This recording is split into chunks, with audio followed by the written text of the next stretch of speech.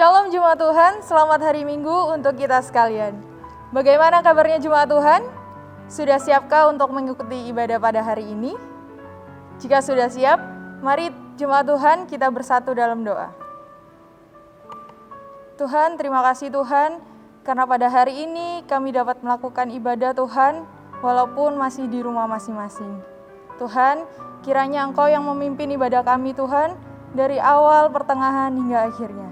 Terima kasih Tuhan Yesus, dalam nama Tuhan Yesus Kristus. Haleluya. Amin.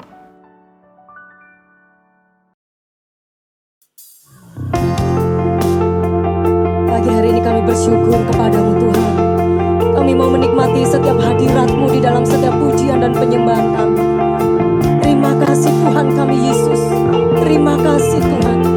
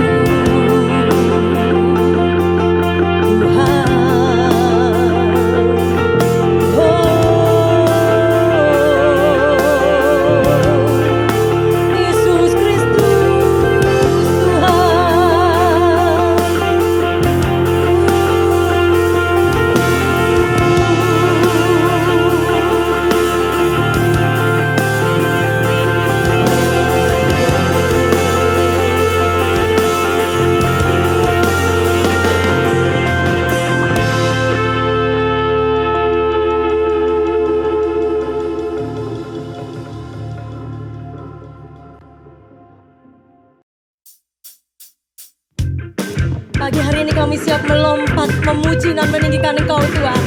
Karena begitu dalamnya kasih-Mu dalam hidup kami.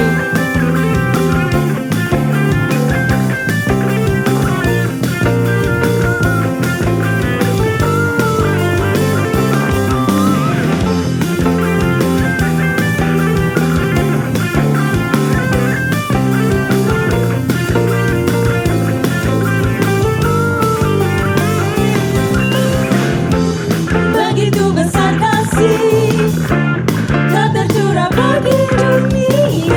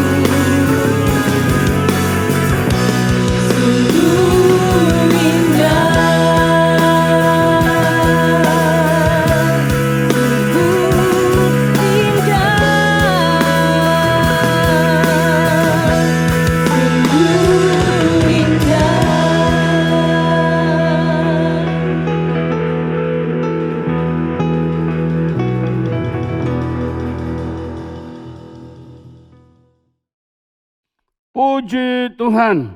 Baik Bapak Ibu Saudara sekalian yang Tuhan kasih, pada saat kesempatan yang indah ini kita bersyukur kepada Tuhan karena kita masih dapat terus beribadah.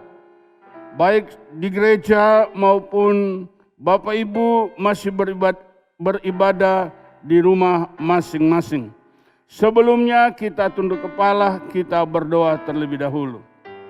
Maha besar Bapa di surga, di dalam nama Yesus Kristus Tuhan dan Juru Selamat kami yang hidup, kami datang di hadapan hadirat-Mu saat ini menyampaikan rasa syukur kami, karena sampai pada hari ini kami boleh rasakan pemeliharaan Tuhan yang besar, dan kami boleh merasakan perlindungan Tuhan yang begitu indah, sehingga kami ada dalam keadaan baik dan dapat mengikuti ibadah perjamuan kudus pada minggu ini. Terpuji-pujilah nama-Mu Bapa kekal sampai selama-lamanya. Biarlah Engkau berkati ibadah ini dari awal sampai akhirnya. Kami alaskan di dalam nama Tuhan Yesus Kristus. Haleluya. Amin. Baik Bapak Ibu Saudara sekalian yang Tuhan kasih, pada hari ini kita akan tetap di dalam pelajaran kita tentang akhir zaman. Dan kita sudah sampai kepada pertemuan di udara, yaitu dari padang gurun ke pertemuan di udara. Dan saat ini seperti yang saya janjikan, bahwa kita akan sedikit masuk di dalam pendalaman firman Allah tentang antikris, di mana dunia akan dikuasai oleh antikris selama 3,5 tahun. Dia mendirikan kerajaannya dan menguasai seluruh dunia. Nah Bapak Ibu Saudara sekalian yang Tuhan kasih, mengapa justru antikris yang akan menguasai dunia? Bukankah awalnya yang bergerak adalah naga, yaitu naga yang berkepala 7, bertanduk 10, dan bermahkota 7. Bapak Ibu Saudara sekalian yang Tuhan kasih, naga atau ular tua atau iblis atau setan, dia yang bergerak pertama. Saudara, mahkotanya ada di atas kepalanya. Bapak Ibu Saudara sekalian yang Tuhan kasih, dan kalau kita melihat gambar ini, inilah naga yang berkepala 7, bertanduk 10.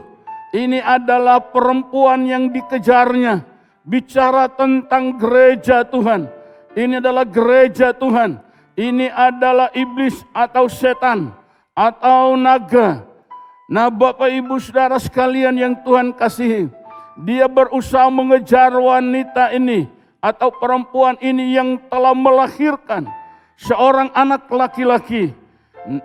Naga ini ingin melulur anak yang dilahirkan itu.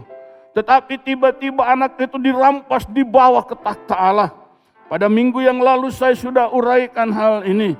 Dan ketika dia mengejar ke takhta Allah, maka terjadilah peperangan di sorga. Lalu naga dilemparkan ke bumi. Ketika dia menyadari bahwa dia terlempar di bumi, lalu dia mengejar perempuan yang melahirkan anak itu. Dan perempuan ini berlari untuk menyelamatkan diri. Bapak Ibu Saudara sekalian yang Tuhan kasihi, dan di tengah-tengah kepayahannya, sudah tidak lagi berdaya, tiba-tiba datang 2 sayap burung nasar yang besar, yang meraibkan wanita ini, melarikannya ke padang gurun. Disinilah dia dipelihara masa 3,5 tahun, di mana seluruh dunia dikuasai oleh antikris selama 1260 hari atau 3,5 tahun. Antikris berkuasa di bumi dengan membawa meterai 666. Setiap pengikut-pengikut antikris akan dimeteraikan terlebih dahulu 666.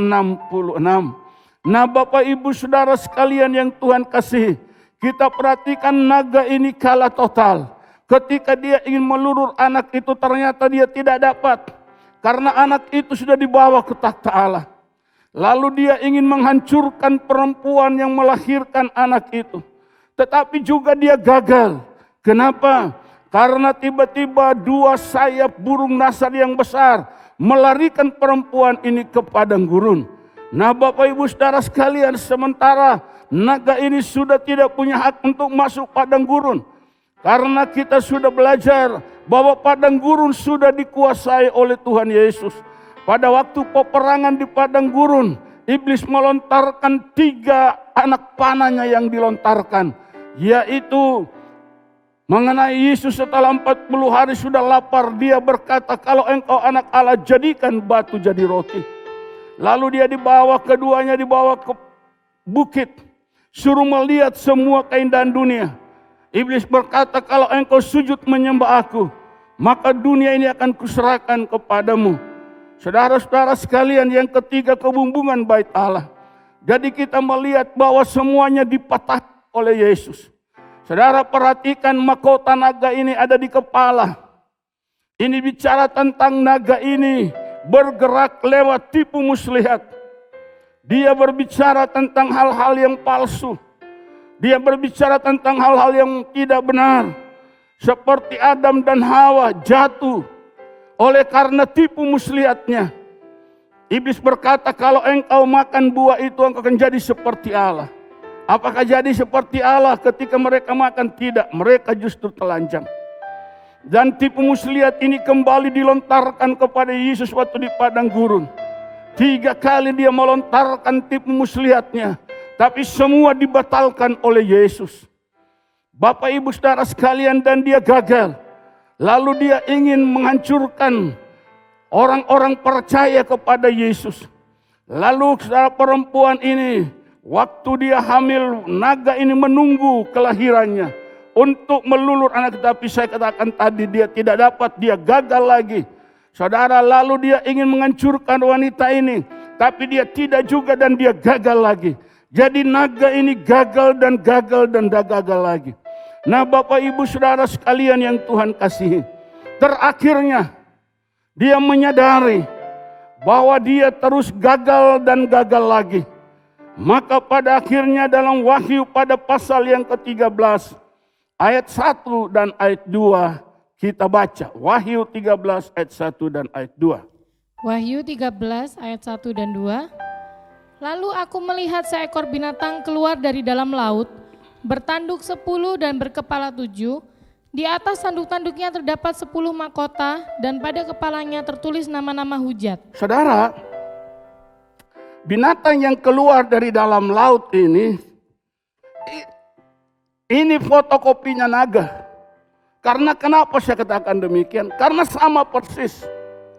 Binatang itu juga berkepala 7, bertanduk 10, dan bermahkota 10. Perbedaannya di mahkota.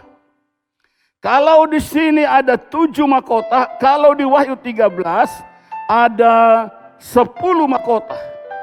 Wahyu 12 ayat 4 itu hanya ada 7 mahkota, tapi Wahyu pasal 13 ayat 1 dan 2 itu ada 10 mahkota. Lalu di Wahyu pasal 12 mahkota di atas kepala bicara tentang tipu muslihat. Tetapi Wahyu pasal 13 mahkota di tanduk. Tanduk itu bicara tentang kekuatan. Jadi di Wahyu pasal 13 mana antikris akan menguasai dunia. Itu bukan lagi dengan tipu muslihat seperti di sini. Tetapi ini dengan tekanan yang keras. Dengan satu tindakan-tindakan yang begitu kejam. Orang-orang yang tidak mengikutinya pasti dimusnahkan. Nah Bapak Ibu Saudara sekalian, perhatikan dengan baik. Ketika naga ini dia mengalami terus kegagalan dan kegagalan lagi. Dia gagal untuk menjatuhkan Yesus. Dengan 3 kali pencobaan dia gagal. Dia gagal juga melulur anak yang dilahirkan oleh perempuan ini. Dan terakhir dia gagal untuk menghancurkan perempuan ini. Karena ditolong di padang gurun. Maka akhirnya dia menyerahkan kekuatannya, tahtanya, dan kekuasaannya yang besar kepada naga yang keluar dari lautan. Saudara, Bapak Ibu sekalian, dia menyerahkan kekuasaannya kepada binatang yang keluar dari lautan.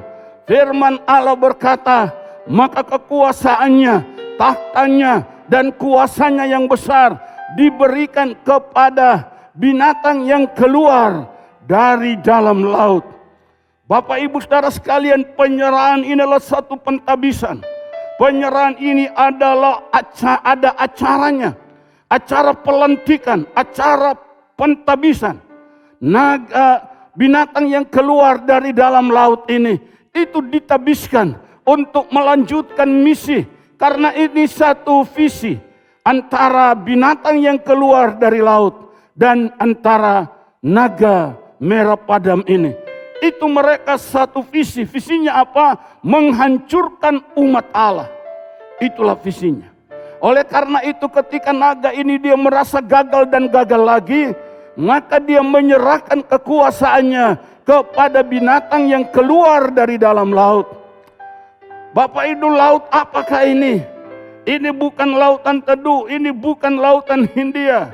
Saudara, Bapak Ibu sekalian, ini adalah lautan manusia.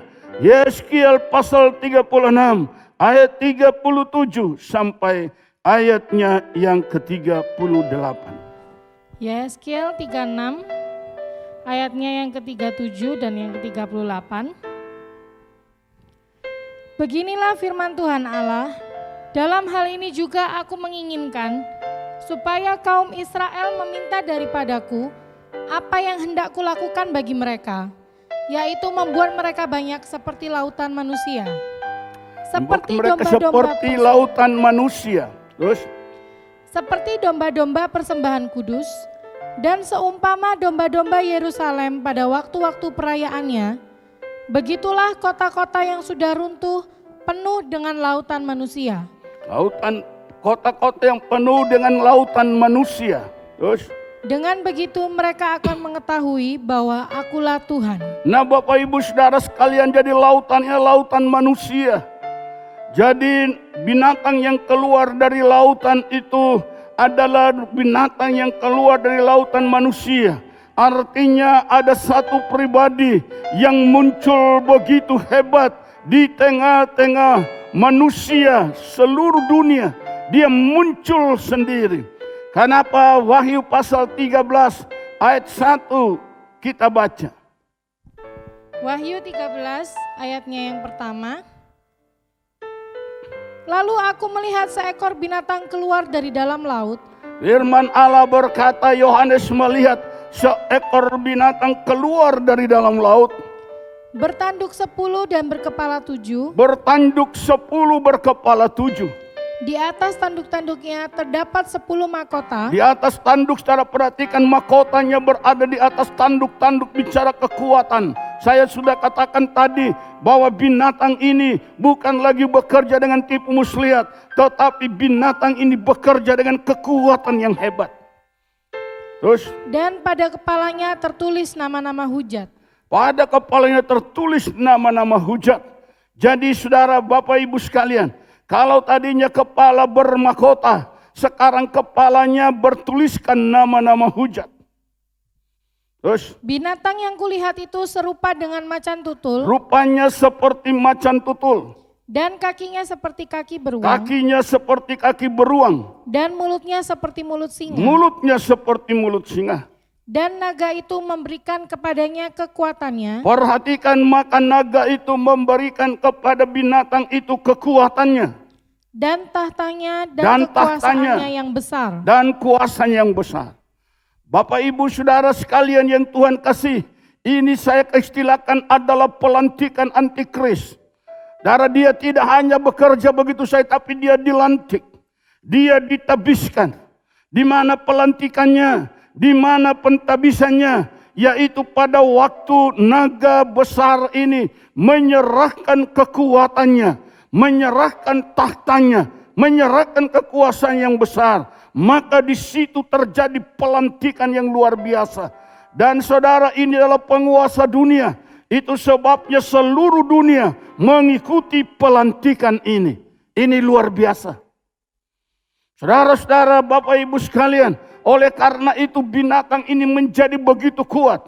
Dia aja seperti 3 ekor binatang digabung menjadi satu. Yaitu pertama seperti macan tutul. Saudara tahu macan tutul bagaimana dia kalau mengejar mangsanya. Oh, tidak ada yang bisa luput. Itu macan tutul. Dan yang kedua adalah binatang beruang. Bapak Ibu Saudara sekalian yang Tuhan kasih. Saudara tahu beruang kalau sudah menyobek-nyobek mangsanya tidak akan dibiarkan hidup. Dan yang ketiga adalah singa. Bapak Ibu Saudara sekalian, singa diistilahkan seperti raja hutan. Kalau dia sudah mengaum, semua binatang terdiam. Dan ini tergabung di dalam pribadi binatang yang keluar dari lautan manusia. Kenapa dikatakan seperti binatang? Karena ini adalah karakternya. Karakternya, saudaraku, binatang ini seperti 3 binatang tadi, binatang buas. Inilah karakter binatang ini. Bapak Ibu Saudara sekalian, inilah antikristus yang kita kenal sebagai antikris. Saudara-saudara sekalian yang Tuhan kasih, yaitu dia seperti macan tutul, seperti beruang, seperti singa. 3 kekuatan dari binatang buas, dari 3 kekuatan binatang ganas ini, semuanya digabung dalam satu pribadi, yaitu pribadi antikris. Karena itu antikris itu begitu ganas. Tetapi itu belum seberapa. Mengapa? Karena masih ditambah oleh kekuatan naga ini. Yang berkepala 7, bertanduk 10, bermahkota 7. Itu digabung menjadi satu. Kekuatannya, kekuasaannya yang besar, semua digabung kepada antikris. Oleh sebab itu seluruh dunia ikut antikris. Firman Allah berkata di dalam Wahyu pasal 13 ayat 3 dan 4. Wahyu 13 ayat 3 dan 4. Maka tampaklah kepadaku satu dari kepala-kepalanya seperti kena luka yang membahayakan hidupnya. Tetapi luka yang membahayakan hidupnya itu sembuh. Seluruh dunia heran lalu mengikut binatang itu. Dan mereka menyembah naga itu karena ia memberikan kekuasaan kepada binatang itu. Mereka menyembah naga itu karena naga itu memberikan kekuasaannya kepada binatang itu. Dan mereka menyembah binatang itu Dan sambil mereka berkata, menyembah binatang itu. siapakah yang sama seperti binatang ini? Mereka berkata, siapakah sama seperti binatang ini? Dan siapakah yang dapat berperang melawan dia? Dan siapakah yang dapat berperang melawan dia? Karena gabungan dari kekuatan-kekuatan yang hebat ada pada binatang ini. Kenapa pribadi ini disebut binatang? Sekali lagi saya katakan karena berkarakter binatang. Begitu buas, begitu ganas. Saudara-saudara sekalian yang Tuhan kasihi.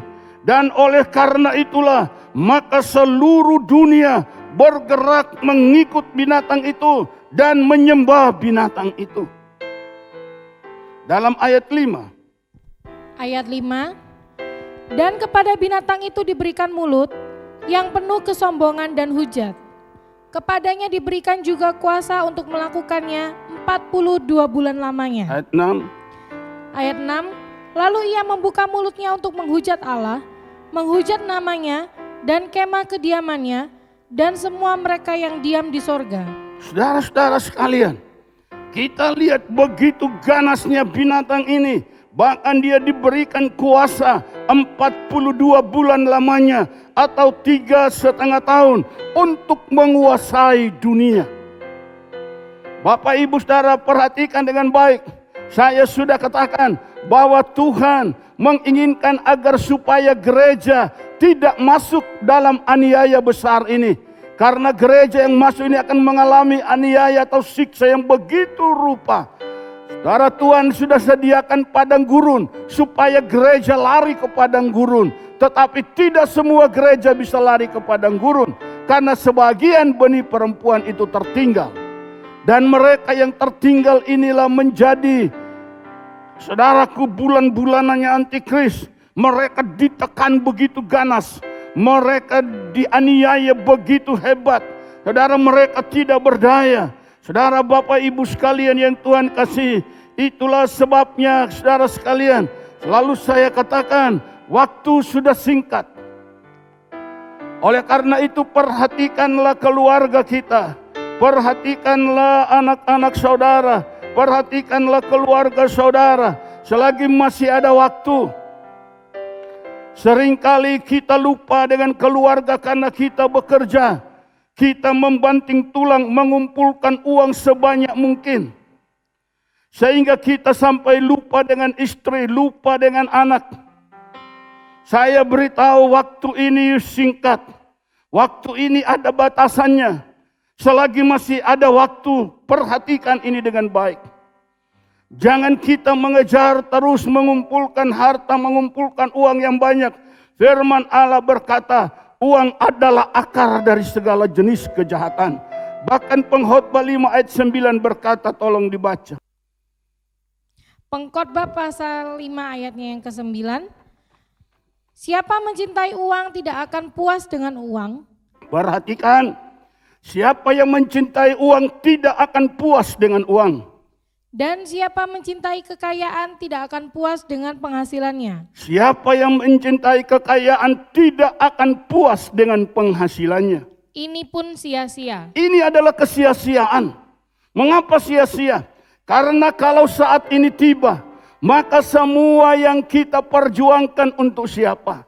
Kalau kita diangkat ke padang gurun, saudara-saudara sekalian, semua akan kita tinggalkan.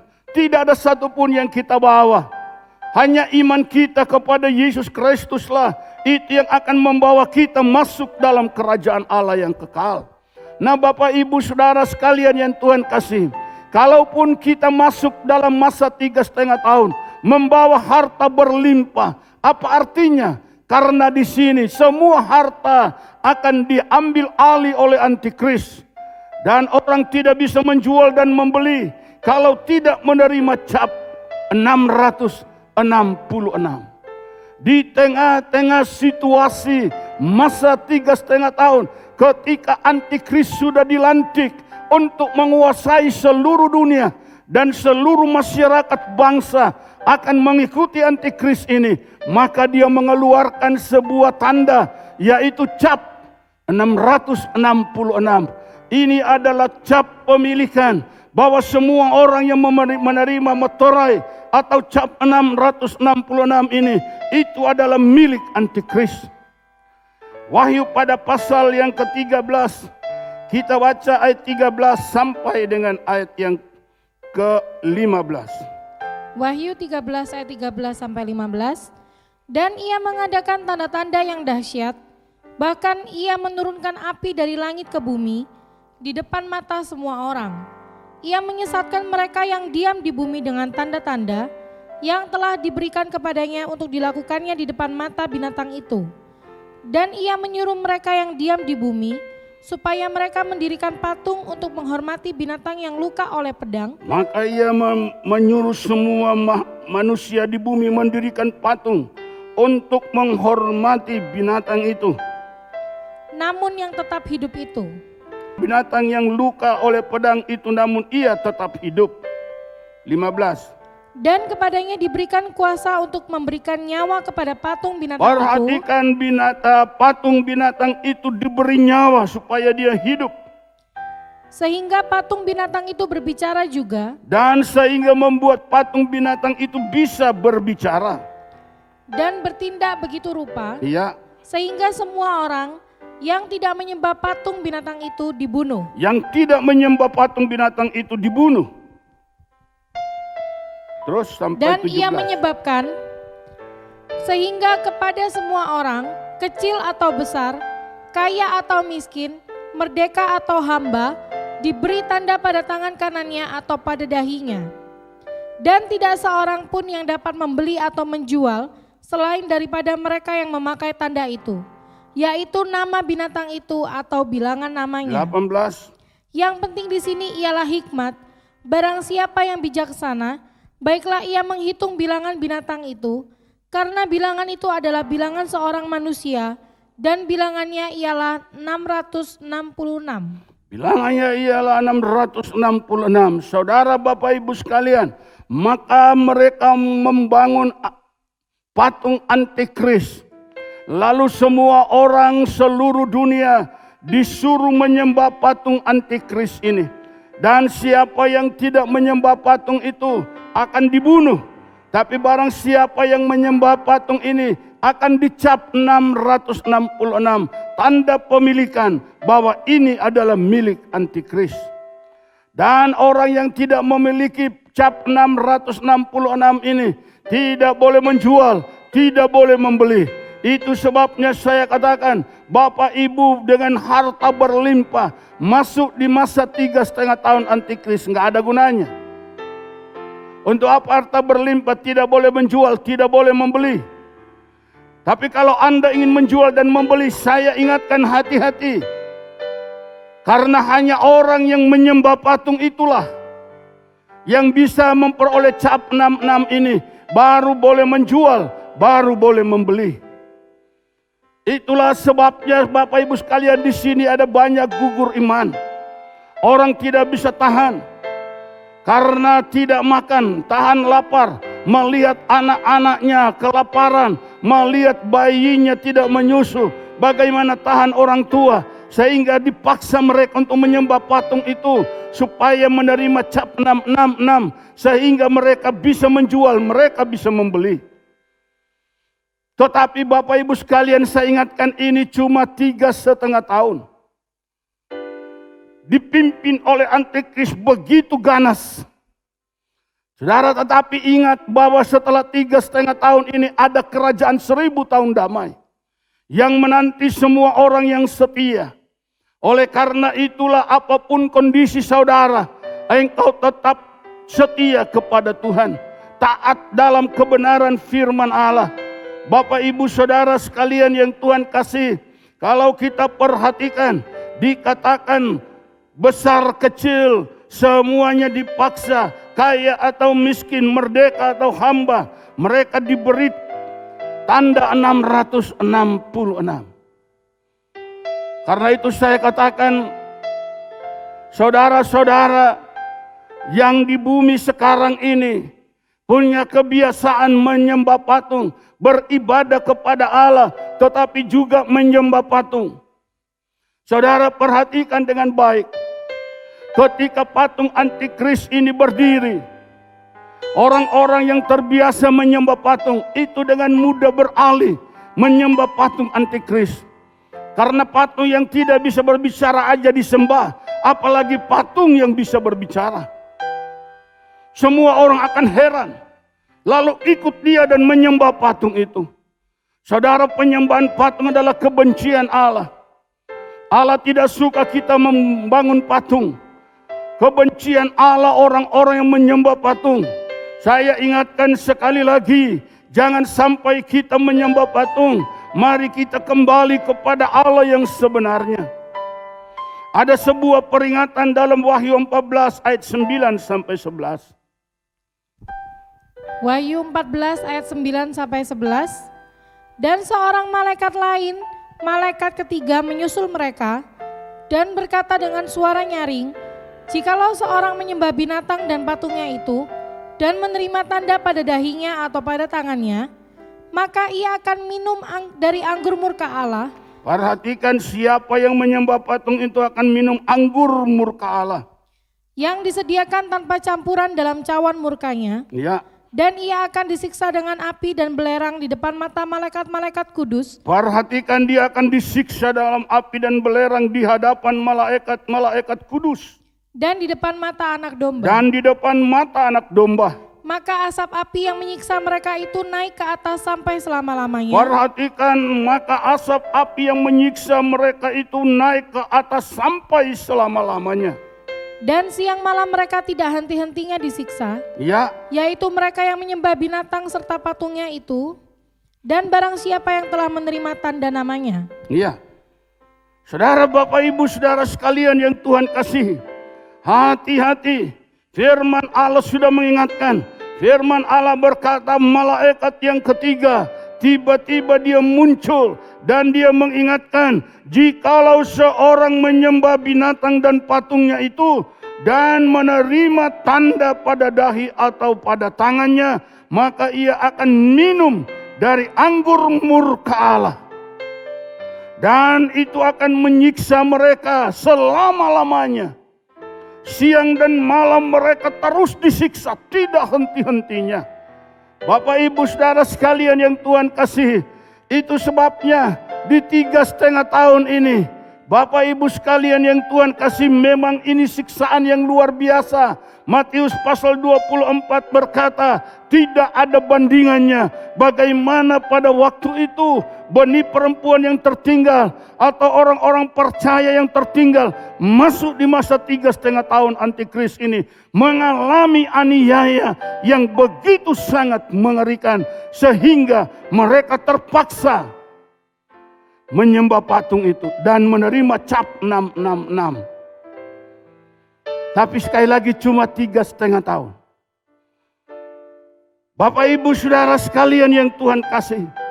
Dan setelah itu kita akan menerima siksa selama-lamanya. Kalau Anda menyembah patung itu. Itulah sebabnya selagi masih ada waktu, larikan dirimu kepada Tuhan. Terima Roh Kudus. Penuhlah dengan Roh Allah. Saudara-saudara sekalian, memang iblis sudah merencanakan dia akan menghadang gereja di masa 3,5 tahun ini. Sama seperti dia menghadang bangsa Israel memasuki tanah perjanjian, dihadangnya di padang gurun. Demikian pula saudaraku yang Tuhan kasih. Gereja akan dihambat di sini. Antikris melalui binatang ini, melalui iblis atau setan ini. Lalu dia melantik antikris, mentabiskannya menjadi penguasa tunggal seluruh dunia. Di sini gereja mau dihancurkan. Di sini gereja mau dihabiskan. Di sini gereja mau dihambat untuk tidak boleh masuk dalam kerajaan 1000 tahun damai. Bapak ibu saudara sekalian, itu sebabnya Tuhan Yesus menangkan padang gurun. Agar ketiga antikris berkuasa atas seluruh dunia. Dengan kekejamannya yang menyiksa orang percaya. Maka gereja akan disingkirkan ke padang gurun. Hanya sayang ada benih perempuan yang tertinggal. Yaitu mereka yang memegang hukum-hukum Allah. Dan mereka yang percaya kepada memegang kesaksian Yesus Kristus. Mereka tertinggal dan menjadi, disinilah ditekan oleh antikris secara sadis, mengerikan, supaya gagal untuk masuk kerajaan 1000 tahun damai. Oleh karena itu Bapak Ibu Saudara sekalian yang Tuhan kasih, dalam kesempatan yang baik ini, saya ingin menghimbau kita semua. Mari giatlah beribadah selagi waktu masih ada. Jangan terus kita hanya sekedar mencari dan mencari. Kita terus mencari, mengumpulkan harta, mengumpulkan uang. Firman Allah berkata orang yang mencintai uang tidak akan puas dengan uang. Orang yang mencintai kekayaan tidak akan puas dengan penghasilannya. Tapi marilah kita cintai Tuhan lebih dari segala-galanya. Selagi waktu masih ada, Yesus akan datang kembali pada kali yang kedua. Tidak akan lama lagi. Baiklah Bapak Ibu Saudara sekalian yang Tuhan kasih. Biarlah firman Allah yang singkat ini boleh membangun iman kita sekalian. Untuk mendorong kita semakin mencintai Tuhan lebih. Dan untuk membawa kita semua penuh dengan Roh Kudus. Yesus ingin agar semua orang percaya terima Roh Kudus.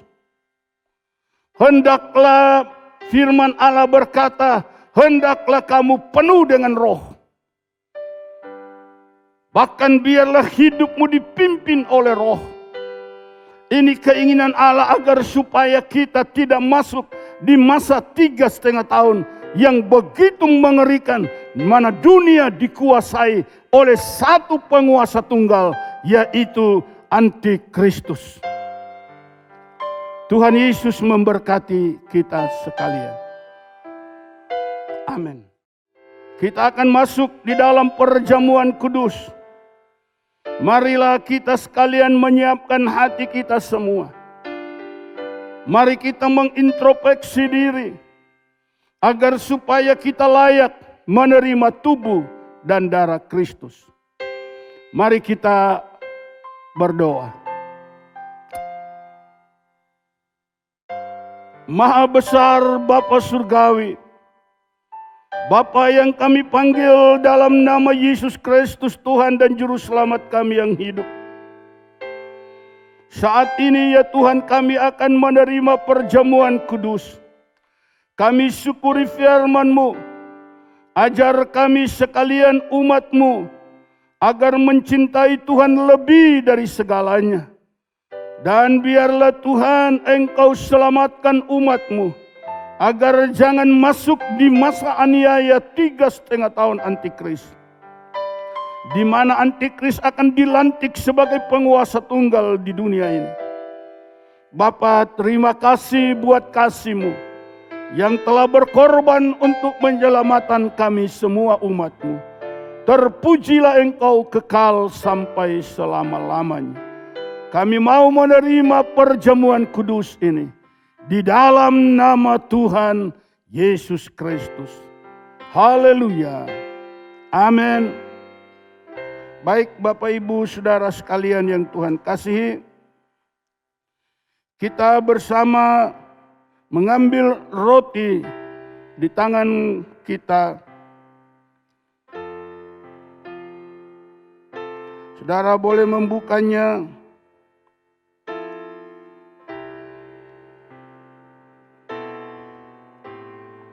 Kita pegang roti dengan tangan kanan kita sambil mengangkatnya ke atas. Kita berdoa. Maha besar Bapa Surgawi, Engkaulah yang telah menebus kami dari segala dosa dan kejahatan dan menjadikan kami ciptaan yang baru. Yang lama sudah berlalu, yang baru telah datang. Di dalam nama Tuhan Yesus Kristus. Maka sekarang peganglah roti dan angkat tanganmu ke atas, serta bersama kita menghayati firman Allah. Ketika mereka sedang makan, Yesus mengambil roti, mengucap berkat, lalu memecah-mecahkannya dan memberikannya kepada mereka serta berkata, ambillah dan makanlah, inilah tubuhku.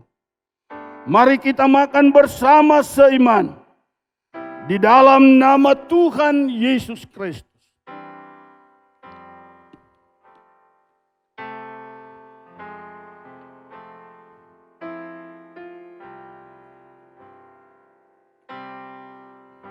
Demikian ambil cawan.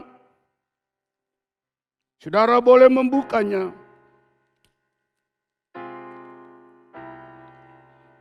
Pegang dengan tangan kananmu sambil mengangkatnya ke atas, dengar firman Allah.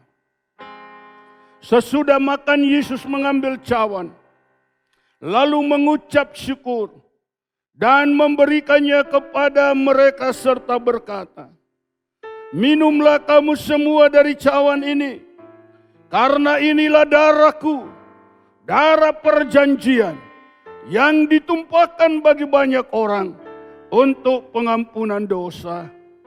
Bapak, Ibu, Saudara sekalian yang Tuhan kasihi, yang ada di tanganmu bukan lagi anggur, tetapi itu sudah diberkati oleh Allah, sehingga menjadi darah Kristus.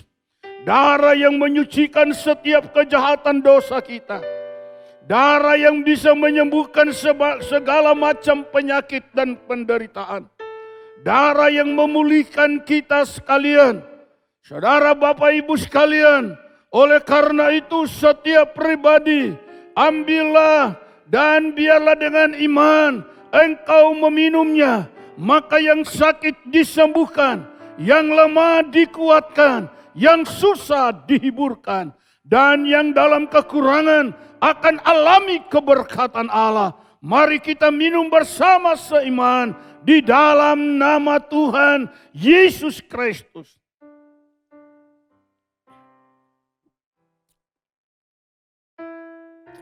Mengalirlah kuasa Allah.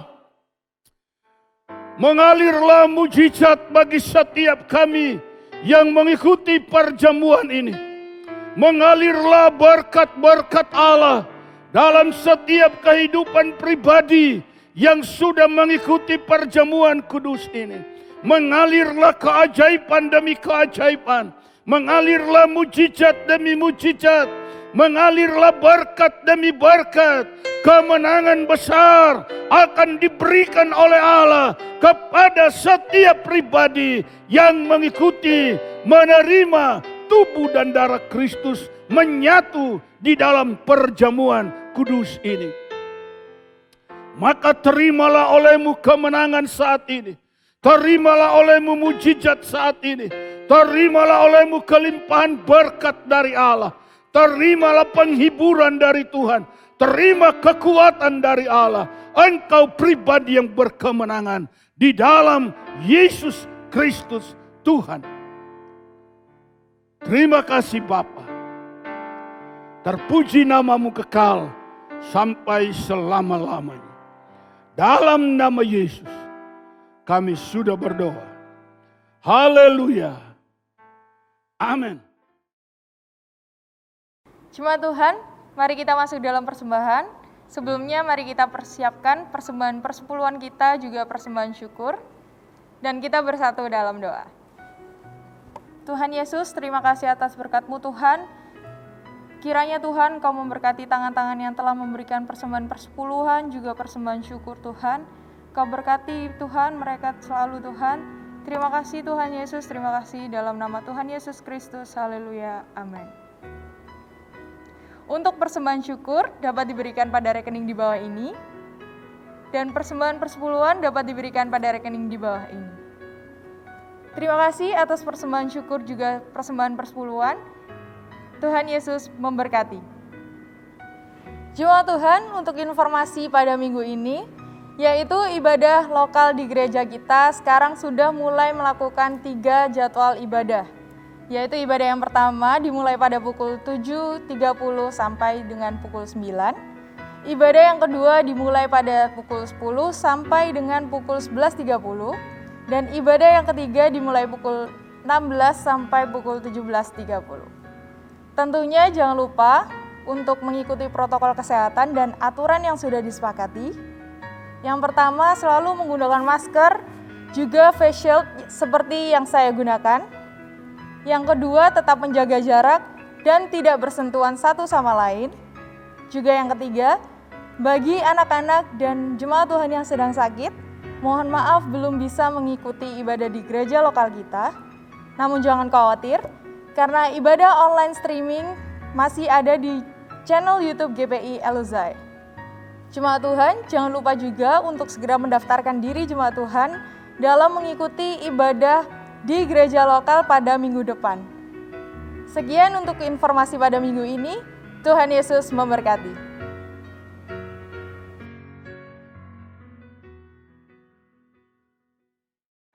Baik Bapak Ibu Saudara sekalian yang Tuhan kasih, kita akan akhiri ibadah kita saat ini dengan menerima doa berkat. Segala kemuliaan, pujian dan hormat kami sampaikan kepadamu ya Bapa, oleh karena kasih setiamu yang besar, yang Engkau nyatakan dalam kehidupan setiap pribadi kami.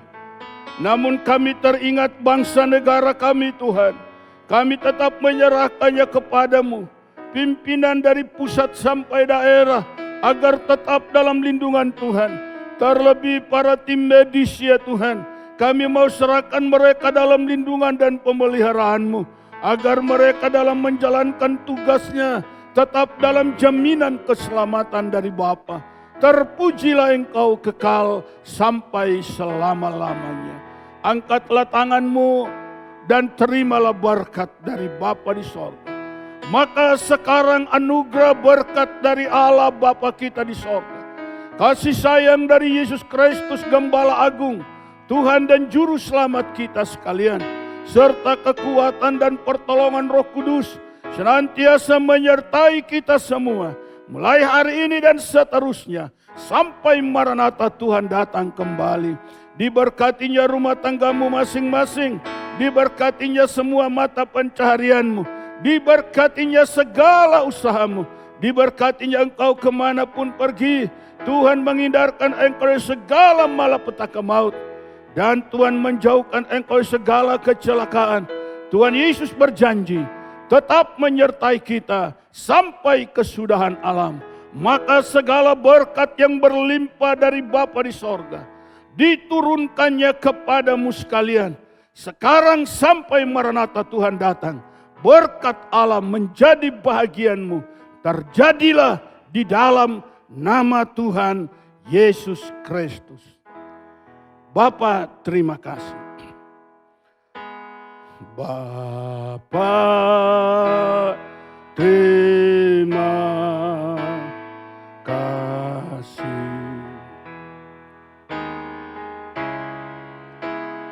Bapa, terima kasih.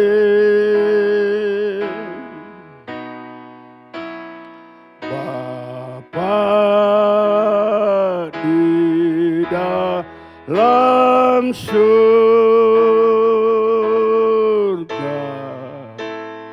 ku berterima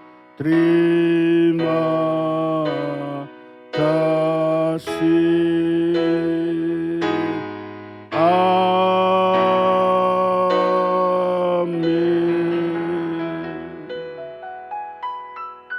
Amin.